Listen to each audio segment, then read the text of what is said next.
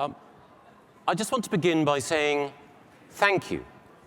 Thank you to all of you for the work that you do every day in order to give children a brighter future. Thank you for inviting me and my colleagues from England here. And thank you also for organizing an event which, for me and my colleagues, has been an inspiration. I've enjoyed listening to and taking notes as some of the most inspiring education reformers in the United States have outlined the exciting work that they've been doing. And I want to say to all of you a profound and sincere thank you for the work you do and the inspiration that you've set. And there's one person I want to thank more than anyone, and that, of course, is Governor Jeb Bush. Because Governor Bush, not only in the way in which he discharged executive office as governor of Florida for those 2 historic terms, but also subsequently in the way in which he has led the debate for education reform, has redefined heroism and leadership on the political stage. I know you think the world of him. I certainly do. Governor Bush, thank you for everything you have done and do.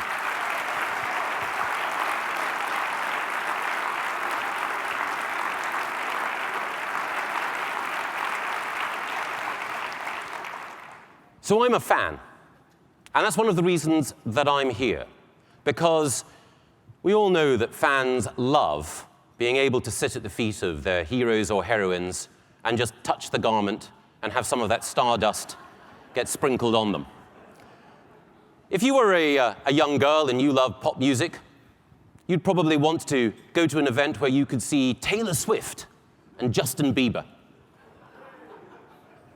If you were a basketball fan, you could imagine nothing better than being at an event where you could rub shoulders with Michael Jordan and LeBron James. If you loved American football, there's nothing you would like more than to meet Robert Griffin III and Tony Romo as they went head-to-head. That's why I'm so glad that I am able, in the course of these 2 days, to listen to Rahm Emanuel and Jeb Bush, the Robert Griffin III and the Tony Romo of education reform.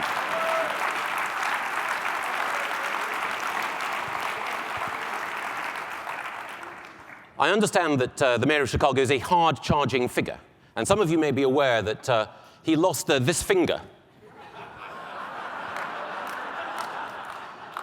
when he was a young man in an accident. And as a result of losing this finger, President Obama once said that losing this single finger rendered the mayor of Chicago effectively mute.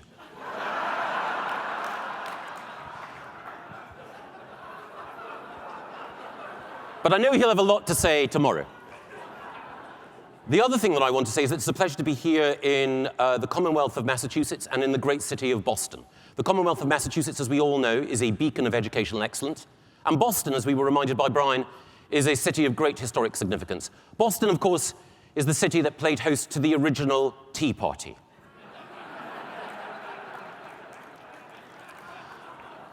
A group of radical hotheads who paralyzed good government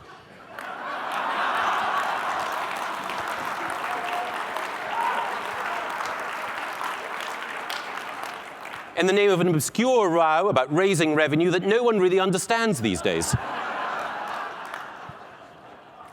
Well, anyway, that's ancient history. Nothing like that could happen now. But one of the reasons that I'm so pleased to be here in America is that there is a lot that we can learn from the United States. One of the striking things, and Governor Bush alluded to it earlier, is that Britain and America are wrestling with very similar educational challenges. In fact, one of the humbling things is that as America is concerned, that a recent OECD data set showed that American 16 to 25-year-olds were near the bottom of the league in maths and English. What was even more galling for people in England is that America was ahead of England in English.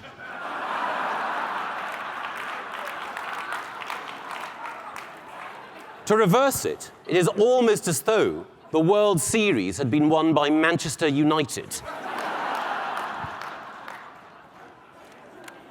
But as Oscar Wilde pointed out, Britain and America are 2 countries that are divided by a common language. And so it is today. There are some terms, some reform terms that we use in England, and you use different terms in America. We say academy, you say charter school. We say performance-related pay, you say teacher evaluation.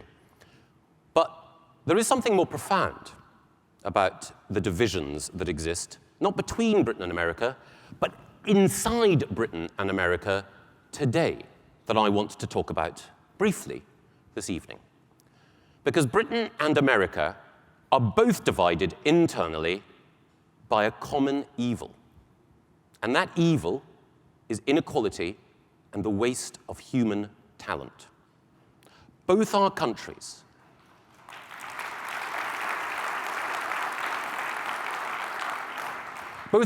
have great educational institutions of which we can all be proud. There are amazing universities, not just in the Ivy League, but across the United States of America. There are outstanding state schools, both in school districts and new charters. In England, there are great universities like Oxford and Cambridge. There are outstanding independent fee-paying schools and more great state schools. But in both our countries, access to those great educational institutions, those universities, those schools, is rationed and restricted increasingly to those who live in upscale neighborhoods, have parents who have access to connections, and who've been supported by stable families from birth. Those children who are unfortunate enough to grow up in poverty, or without a stable family background, or without access to those connections, find it increasingly difficult to benefit educationally. It is striking that over the course of the last 20 years in England, social mobility has gone backwards, and our society has become more segregated and stratified. And it's, for me, a great shame that America, a country I love and admire and grew up thinking of as the freest and best friend that our country could ever have. It's a tragedy to me that in America, income inequality has only grown, and that despite the great efforts of so many crusaders, it is still the case that if you are a child of color, you are half as likely to graduate high school as a white child in this country. 150 years after the Gettysburg Address, 50 years after Martin Luther King's speech, "I have a dream," it is still the case that America and Britain are houses divided by inequality, a lack of opportunity, and frozen social mobility. Now, I know that all of you here believe, as I do, that that's a moral outrage. We all believe that every child is precious, that every soul that is created, every new boy or girl created in God's image, has the capacity to amaze and delight us if only they're given the chance that they deserve. If they're placed in a great school with a great teacher, there really is no limit to what those children can achieve. But there are millions of children growing up in both our countries who will not have that chance. And what makes it worse is that we are living through a time when there's a phenomenon which we've come to call globalization. It's an ugly word, and it describes a double-edged fact. The grim edge of globalization is that in every developed country, if you have skills and qualifications, particularly in maths and sciences, then there are a growing number of opportunities. And if you have those qualifications, what economists call the return to skills means that you will do better and better. There is what sociologists call a growing cognitive elite in both our countries. But at the same time as globalization hands massive rewards to those who have the skills and the qualifications to be able to take advantage of this new world, globalization has also been responsible for shredding the jobs and lowering the wages of so many of our fellow citizens. We can't stop the process of globalization. We can't stop what has been called offshoring. We can't pull up the drawbridge and tell the world that we don't want to trade or to intervene or to support it as it grows. But one of the things that we do have to accept is that as globalization advances, those of our brothers and sisters, those of our sons and daughters who do not have skills, qualifications, and education risk being left increasingly further and further behind. None of us can accept that that's morally justifiable, but more than that, even if you were the most hard-hearted and coldly cynical figure, interested only in the bottom line, you still couldn't brook this looming disaster, because we all know that we need every pair of willing hands, every mind, every body engaged in rebuilding our economy and making our society stronger. The reason we know that is because in Asian nations, that is precisely what they are doing. If you look at Singapore, South Korea, Japan, China, all of those nations are modernizing their education systems, investing in a massive growth in higher education, particularly investment in science, technology, engineering, and mathematics. And they are making sure that every child is educated to the utmost of their ability because they believe in mobilizing every citizen in their countries in order to generate economic growth and indeed greater equity. So if we don't embark on the same path, and if we don't have the same degree of urgency and vigor that those countries do, then we face the fact that the 20th century may be the last American century. We face the fact that the West and the values that we associate with it, liberalism, openness, decency, democracy, the rule of law, risks being eclipsed by a rising sun from the East.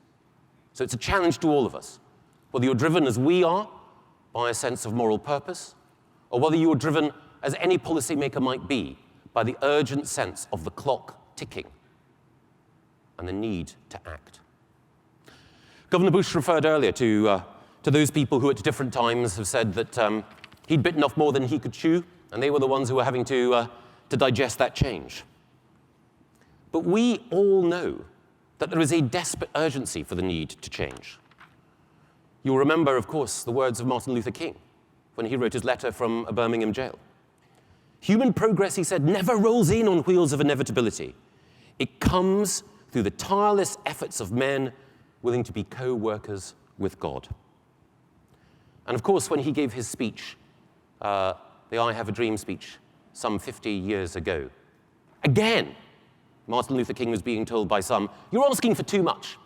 The change that you're pressing upon America is too great. And he said, this is no time to engage in the luxury of cooling off or to take the tranquilizing drug of gradualism. And we can't do that in education reform. There are all too many people. Political advisors who say your career might be at risk. Unions who might say that donations will dry up. Bureaucrats who say, don't whatever you do, put your head above the parapet. Who will offer you the tranquilizing drug of gradualism. Well, in the words of Nancy Reagan, just say no.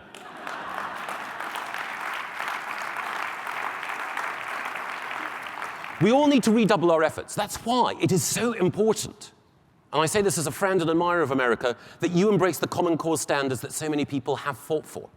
As we've all heard over the course of the last 2 days, the Common Core standards are not a national curriculum. They are a way of making sure that whatever curriculum you follow, whatever style of schooling you want for your child, there will be a consistent standard that every child should reach by the time that they graduate high school. And we need those Common Core standards because at the moment in America, children are being lied to. They're being told that they're graduating high school and they're ready for a chance to go to a community college or a four-year college or a job. But as we heard from Governor Bush and other speakers earlier, so many of those who graduate high school end up going to community college and have to undergo remediation. So many of those who graduate high school are not equipped to join the US military, and it's the same in the United Kingdom. For years, ministers in previous governments looked at the way in which more and more people were getting GCSEs, the equivalent of graduating high school, and ministers congratulated themselves, like Soviet economics ministers, on the growing statistics. Look in Yorkshire, thousands more get GCSE. Surely we become education powerhouse.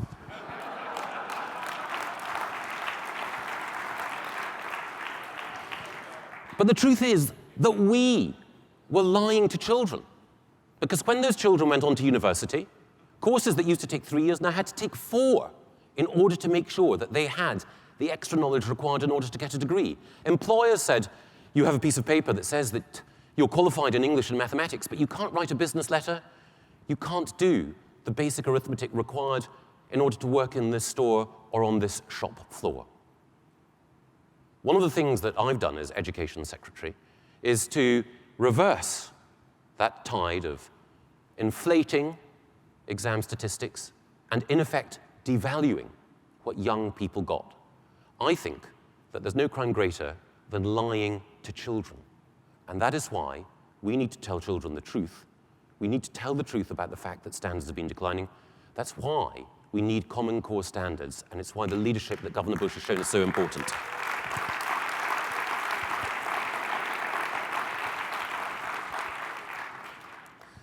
I stress that I'm here as a fan, and one of the reasons that I've come here as your guest is to learn, because there are so many lessons that you have at district and state level, which I've benefited from and which my colleagues have benefited from hearing. But I do want to say just a little bit about what we've been doing in the UK, because I mentioned globalization earlier and said that it has a dark edge. But globalization also has a bright aspect to it too. And the bright aspect of globalization is that we can learn from, cross-pollinate and cross-fertilize from other cultures. And Brian was kind enough to mention what our UK Consul General said when I visited Miami and New Orleans. I wanted to learn from the amazing innovation that's gone on in both of those jurisdictions. And as I've looked there, and as I've looked at Massachusetts, and indeed in East Asia and Scandinavia, there are 5 things that stand out as the ingredients and the secret sauce of education transformation. The first is autonomy. You have got to give the principal on the ground the maximum amount of autonomy to spend money, shape the curriculum, hire and fire whom he or she needs. Ultimately, you will always spend money more wisely on yourself, your institution, and your priorities than someone else will spend that money for you. Principals are driven by a sense of moral purpose. Teachers are driven by a sense of idealism. The more we get bureaucracy out of the way and give them the autonomy to shape their own schools, the better. That's why the best charter movements are so successful. And that's why in England, I'm delighted that more than half of our high schools have now taken on charter freedoms, and more than 174 new schools have opened up in just the last 2.5 years, providing a range of choice and variety for parents that they did not have before. And what's distinctive about all of these schools is that they are led by teachers, and they are directed by teachers, and they affirm the transformational power of teachers to change the lives of young people.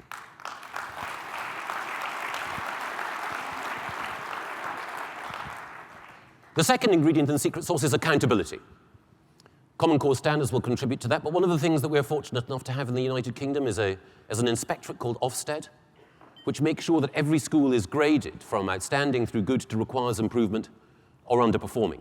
And we also have data about how every child and how every school is doing. And that data is liberating, because it means that we can discover those schools in tough circumstances that are doing amazing things and ask them what their IP is and spread that intellectual property to other schools. Transparency is always, always the aid of reform and progress. Now, there are some people who've objected to this accountability regime because they say it involves tests. And tests involve teaching to the test. And teaching to the test involves rote learning. And rote learning involves squeezing the joy out of learning. I don't believe that for a moment. But think about it this way. Many of those people who attack testing say, the alternative to testing is an approach which concentrates on not telling the child that they may have failed a test, but on telling the child that their self-esteem is what matters. That the warmth that they can feel inside, that fuzzy feeling of goodness that comes from patting them on the head and saying, "You're just wonderful." That's a more effective way of mobilizing children, making them love learning, love school, and then go on to do great things. Now just think about it. Imagine that you had a choice, not of schools, but of airlines to fly home to wherever you're going to after this conference ends. There are 2 airlines there. There is Test Airlines, very rigorous, serve you broccoli in the meal. And then there's Warm and Fuzzy Airlines. What's the difference between the 2? Well, in Test Airlines, they actually insist that the pilots have passed a test so that they can fly the plane. How old-fashioned can you get? In Warm and Fuzzy Airlines, they don't bother with these tests to see whether or not the pilots can fly. They just concentrate on allowing the pilot to give all of the passengers a warm and fuzzy feeling as soon as they get on board. Which plane are you going to take? I think we know the answer. So why do we allow enemies of testing, who are really enemies of promise, to play such a large part in the debate about the future of education. Tests are liberating. They are ways of allowing our young people to say to future employers and to universities and colleges, do you know what? I've achieved something special. I've worked hard. This is my reward. I'm the sort of person you want in your institution. So whenever people complain about testing, always remember, tests are a liberation for our young people, not a narrowing of their life chances.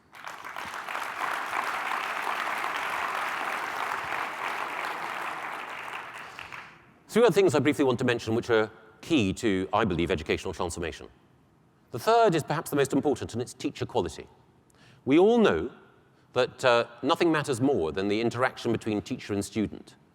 Those moments, those sparks, when the penny drops, those aha moments, when children learn thanks to gifted instruction. And that's why we're trying very, very hard in the UK to attract more great people into teaching, particularly, but not exclusively, scientists and mathematicians, by paying them more, introducing performance-related pay, so outstanding teachers can be paid more. And critically, one of the things that we're doing is we're moving teacher training out of ed school and into the school. Because we believe that the best people from whom you can learn how to teach are other great teachers. Not professors who spent their time writing abstract theses on what happens in the classroom and never bother actually to go there on a Friday afternoon and attempt to stimulate children.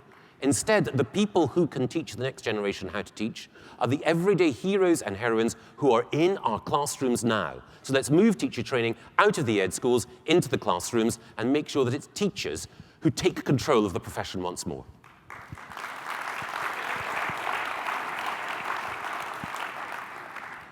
Two other things. Always, always, always make sure that you bend your energy to helping the very poorest children. In the UK, we have increased education spending by £2.5 billion on the very poorest children. And the reason why is because they face all sorts of barriers, whether at home or elsewhere, to achieving. But they can achieve. Extra obstacles doesn't mean impossible. It just means that that extra help can make sure that they can reach just as high as those other children. And critically, almost more important than those extra resources, is the fifth thing: high expectations for every child. If you're rich or wealthy, if your parents are well-connected, then come summer holidays, you have the opportunity to go to camp. You have the opportunity to visit the theatre or the art gallery. You'll be read to every night. You'll have the pick of all the books in Barnes & Noble. Who knows, you may very well have your own iPad mini to be able to download the latest Harry Potter. Everywhere you go, you're surrounded by an environment and an atmosphere that wants you to do well and which opens the glory of what's been thought and written and created to your enjoyment. But if you're a poor child in a house where there aren't books, there aren't those connections, there isn't the money to go to the museum or the art gallery or the theatre, the only place that you will get access to the greatness of human civilization is in school. So we betray those poor children when we say that the greatness of literature, or the wonder of history, or the majesty of poetry, or the tremendous language that is mathematics, or the discoveries of science shouldn't be introduced to them because it's all too hard and not relevant to their lives. We rob those children of the inheritance which they are due if we dumb down our curriculum, if we lower our expectations, and if we refuse to give those children the challenging diet of great writers, great thinkers, and great creative figures that we know can inspire them to greatness in turn. And that is why perhaps the most important thing in education reform is to believe that every child is capable of greatness and to behave in every way as though you know that to be true of all of them.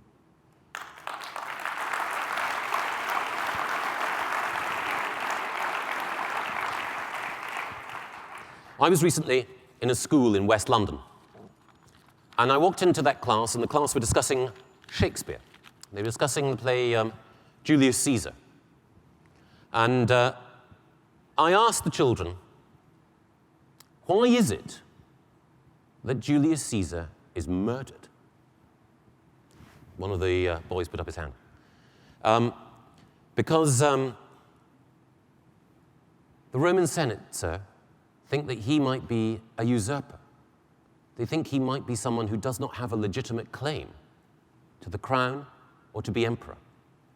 I thought that was an amazing answer. Showed great understanding of the play.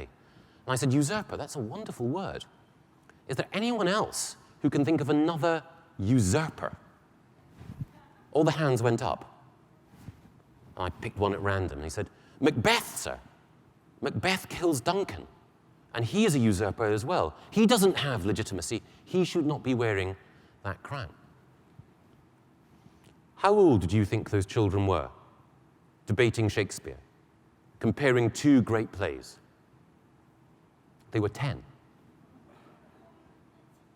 Maybe these 10-year-old children in West London were the sons of Etonians and Harrovians. Maybe they were the Earl of Grantham's little ones. Actually, they weren't. They were in a school where more than half of the children were eligible for free lunches.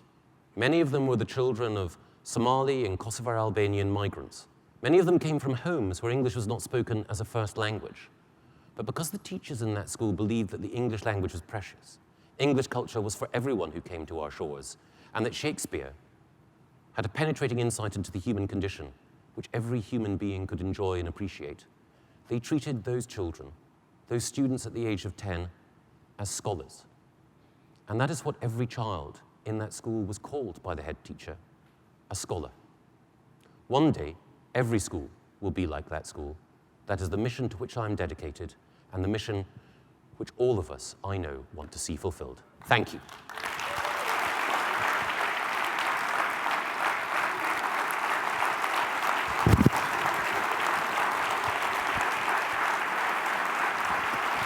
Thank you, Patricia. Ladies and gentlemen, right? Please welcome Foundation for Excellence in Education CEO Patricia Levitt, who will lead a special question and answer session with Secretary Gove. Thank you, Mr. Secretary. What a fantastic introduction into what you believe in education. I want to make sure the audience knows that Secretary Gove would like to take a lot of audience questions. So I'm going to ask him a few questions, then I hope you're prepared to ask him some as well.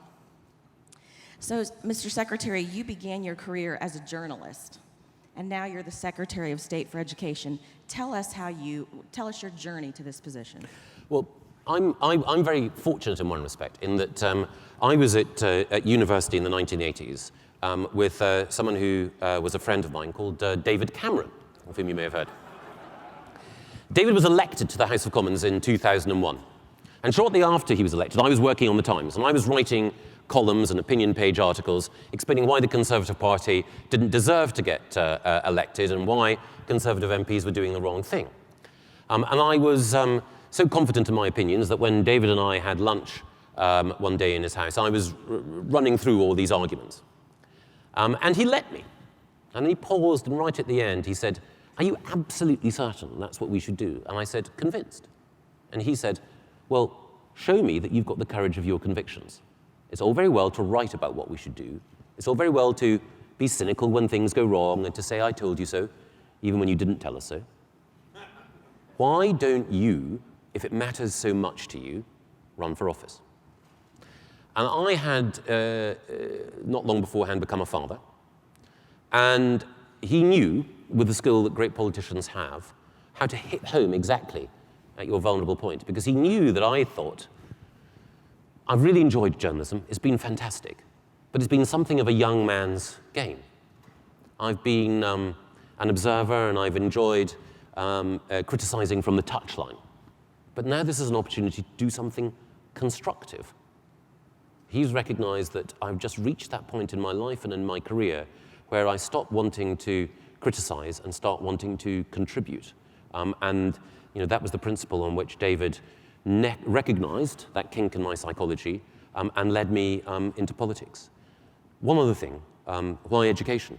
I am very, very conscious of the fact that it's because of the great teachers that I had when I was younger that I can be here this evening. I was born to a single parent in Edinburgh, given up for adoption, taken in by a family in another town in Scotland. And it was thanks to that stable family background, and also thanks to the fact that my adoptive parents made sure that I I went to a great school and that I had inspirational teachers, that I had all sorts of opportunities which I might not otherwise have enjoyed. And I'm very, very conscious of the fact that if my life had followed a very different path, if I hadn't had that loving home, if I hadn't had parents who believed in education, then I would have been robbed of all the opportunities that I've enjoyed. So that combination of believing that it is better to contribute than to criticize, and knowing that the good fortune that I had is unfairly rationed still, that's led me to do the job I do now. So one of the things that you did when you first took office is you wanted to rebrand the Department of Education. And one of the first things that you did was you cut staff by 25%. Tell us why you thought this was important. I thought it was important to spend as much money as possible in schools, not on the bureaucracy.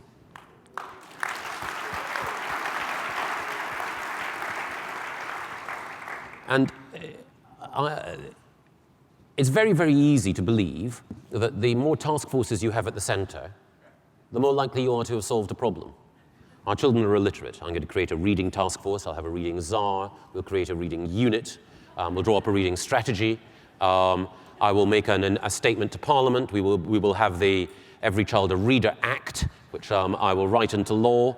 We'll get Dolly Parton to come and give me something amazing and to show that I'm committed to reading. But that doesn't mean that there's a single child who picks up a book as a result of that, nor, more importantly, a single teacher who feels that there are extra resources. So my view was that you concentrate on getting the money out to the front line and to trust teachers.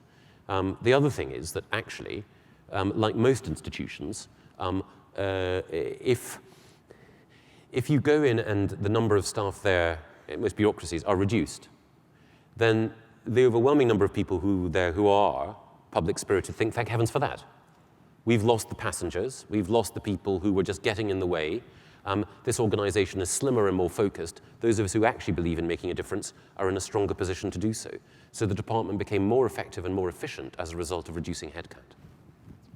One more question, and then we'll turn to the audience. We had some of our state education commissioners go over and visit some of the schools in London. And in some of the schools that they went into, you talked about transparency and public reporting. In the schools, the rankings of the students on the state test were posted with the student's name, with color codes, and students that were some of the lower performers actually would wear a sticker or a ribbon with the color code of their performance. And we had some interesting interchange with those students about how they felt about that. I think that whole phenomena is really foreign to our audience, and I'd like you to talk about that. Okay. I'm sure that if it were sports, that degree of data and competition would be second nature to most Americans. But when it comes to academia, there is, not just in America, but also in England, some resistance to that. But what I found when I went there was, I was, like you and like your colleagues, surprised. I thought, how can you rank children like this? It was explained to me that halfway through the term or semester, the children were told how well they were doing on the tests, but that was kept secret. And then they were given the second half of the term or semester to improve their performance, and then that was published. And it wasn't just academic, it was also those children who'd made the most effort and those children who were most constructive, most polite, and so on. So there were rewards for character as well as academic achievement. I saw that it was quite hardcore. I asked what the parents thought. And indeed, I asked some parents what they thought. And the parents were delighted. Because all the time that their children had been in elementary school before they went to this high school, they'd ask, how's my boy doing? And the teacher would say, oh, he's lovely. Will is a lovely boy. No. How is he doing? Well, he's an absolute delight to teach. But reading, where is he on reading? Oh, well, he really enjoys the reading lessons. Anyway, thank you very much, Mr. Gove. There's another parent over there. And they never knew. And without that knowledge, they can't provide the support that children need. I was given a metaphor, funnily enough, by an American colleague yesterday, which is that those of you who've been using the fantastic fitness machines in the Sheraton Fitness Lounge will know that when you're on the treadmill, you get constant data. 5 minutes have passed, you have traveled 100 yards. and lost 2 calories. You know what it's like. Can you imagine if you were a runner and you got the information about how well you'd be doing in the treadmill in a letter once or twice a year? That would not be particularly motivating. But real-time information coming back about your performance means that you can adjust, you're encouraged, you know how well you're doing, you know when to ask for help, you know when to celebrate achievement. And one of the great things about that school is that they gave the information to the children and the parents that they all needed to improve their performance. One final thing. Children love competition. It's a myth to say that children don't enjoy the thrill of, if you look at any quiz or any sports or any exercise, children love the idea of wanting to do better, improving their personal best. If children don't have a chance to compete in something healthy like sports or like academic endeavor, then the competition takes a darker hue. The competition tends to be who can be the most flip, most cynical, most street. Who's the first person to have tried this or that illicit substance or to have moved beyond second base. And that sort of competition, which exists anyway, who's the most street, who's the most out there, will automatically take the place of other forms of competition unless we have the healthy form of competition, which is sporting excellence, academic excellence, character excellence. Competition and the desire to excel and to be admired is hardwired into human nature. So what we need to do is to make sure that that instinct is directed in the right way rather than allowed to curdle into the wrong sort of instinct. Do we have any questions from the audience?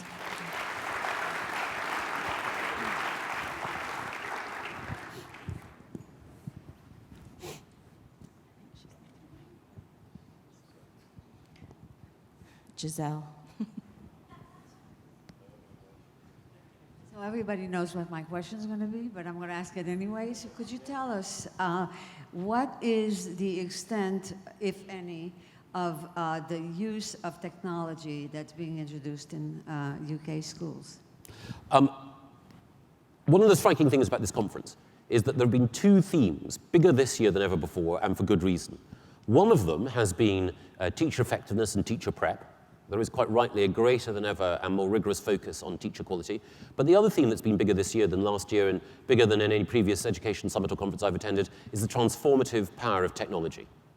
We all know that higher education is being turned upside down by MOOCs.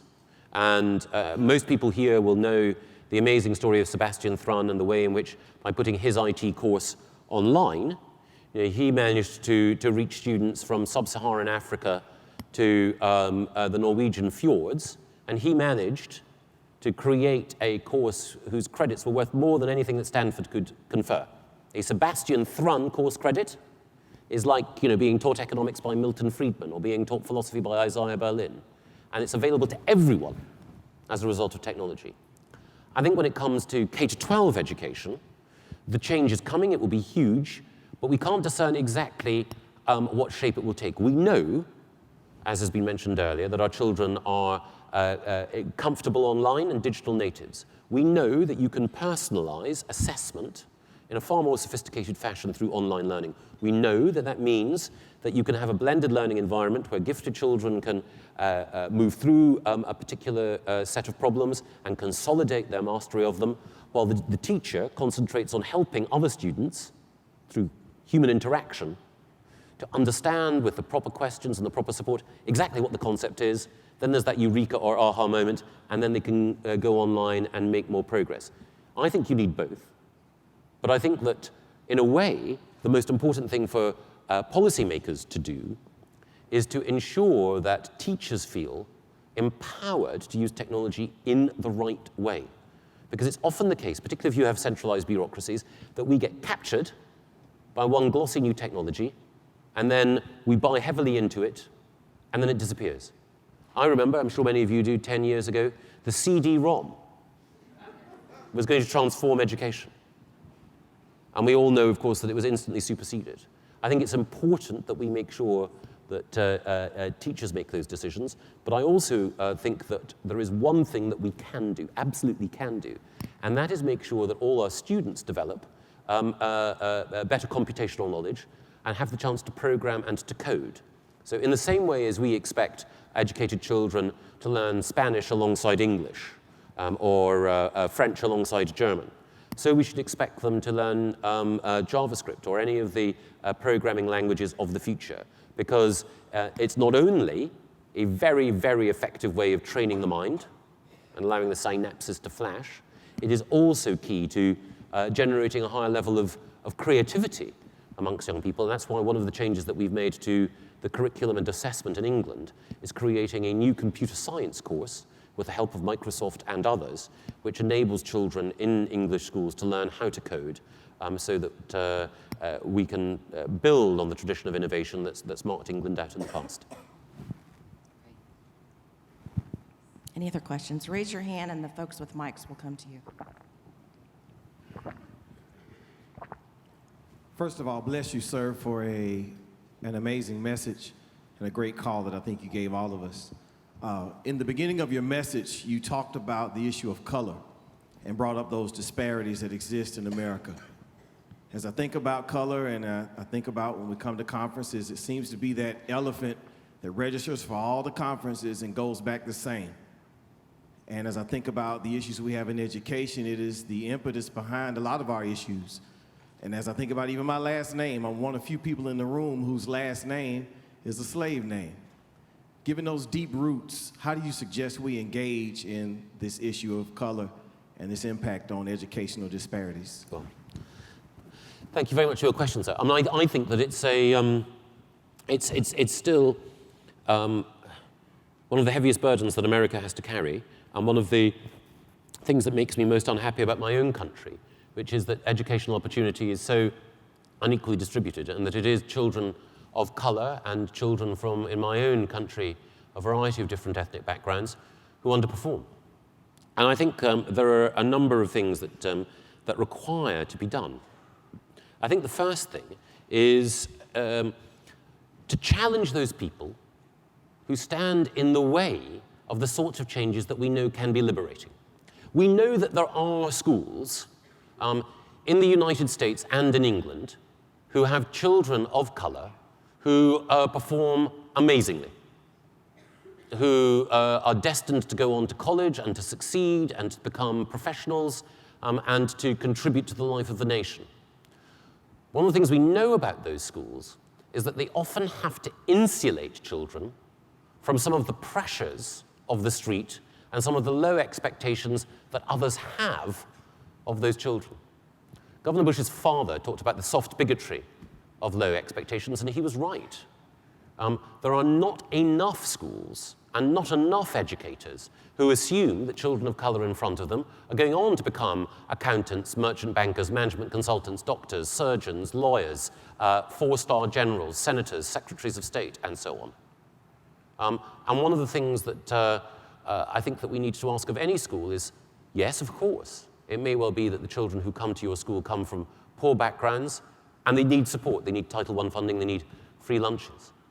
But once you've got that support, the expectations that we have of you and of those children are exactly the same as for everyone else. Because it's only when you escape from the prison of low expectations and you expect that school to succeed that you are likely to help those children achieve everything of which they're capable.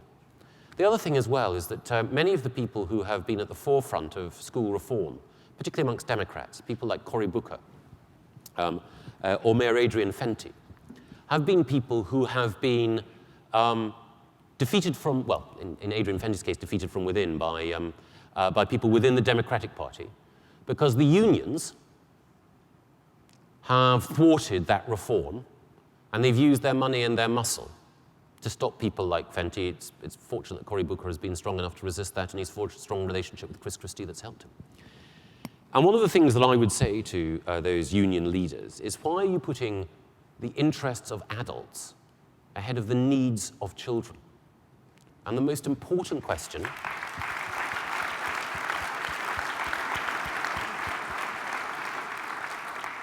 that we should ask is, are the changes that you will make likely to improve the opportunities available to those children?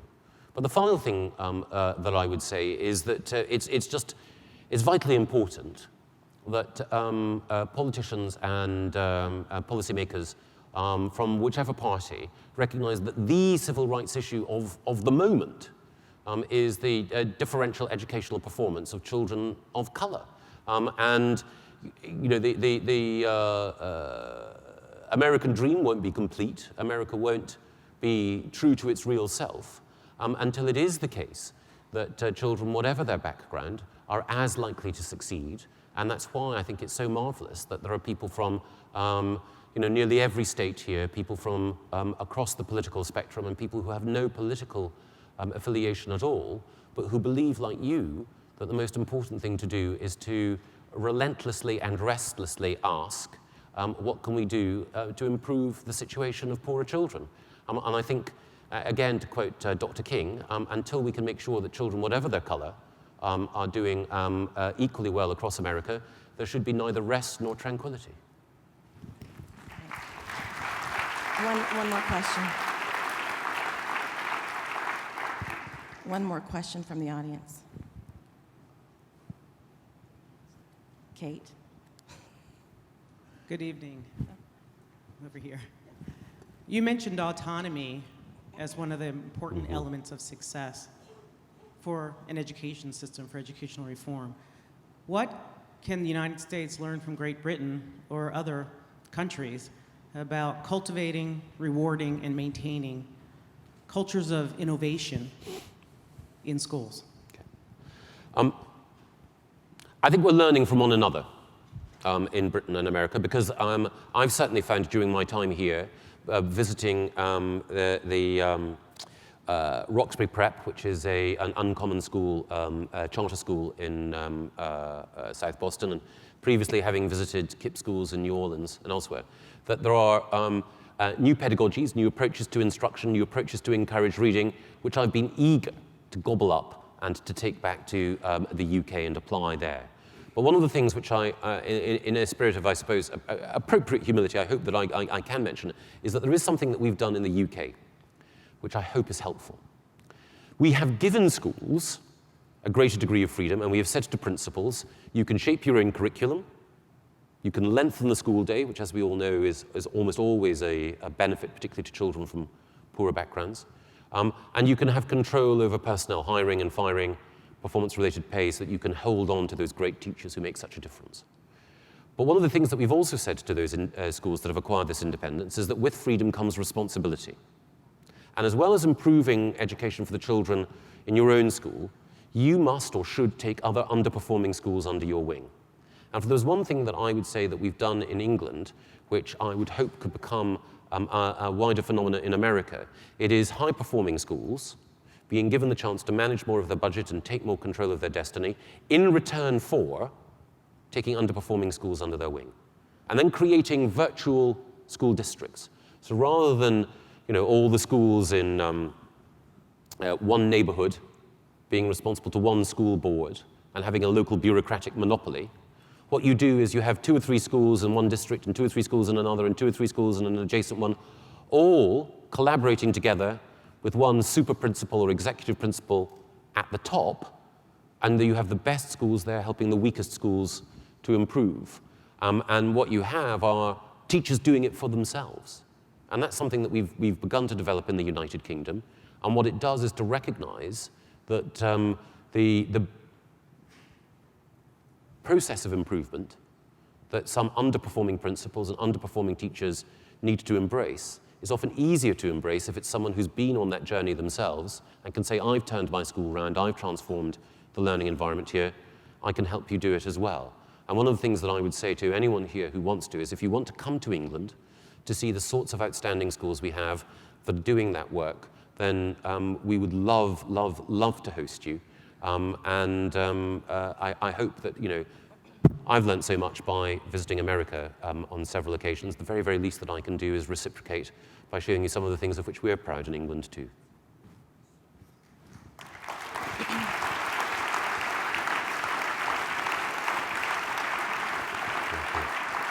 So, Mr. Secretary, let me end on this question. So earlier this year, Martha Carney on the BBC called you a man in a hurry. And she asserted that your rush to reform is harmful to kids, and insulting to teachers. And your response to her was, I am a man in a hurry. If you would share with us why that's your philosophy, and share with those in the audience why they need to be men and women who are in a hurry. Okay. I was talking to a colleague, a politician from New Zealand recently, and I said, what is the one lesson that you would pass on to any other policymaker? And he said, it's always later than you think. And it's true. The only certain thing about elected office is that sooner or later you will be kicked out of it. And therefore, when you have a chance to serve, you shouldn't, merely preside over your responsibilities. You should seek to change things. If you...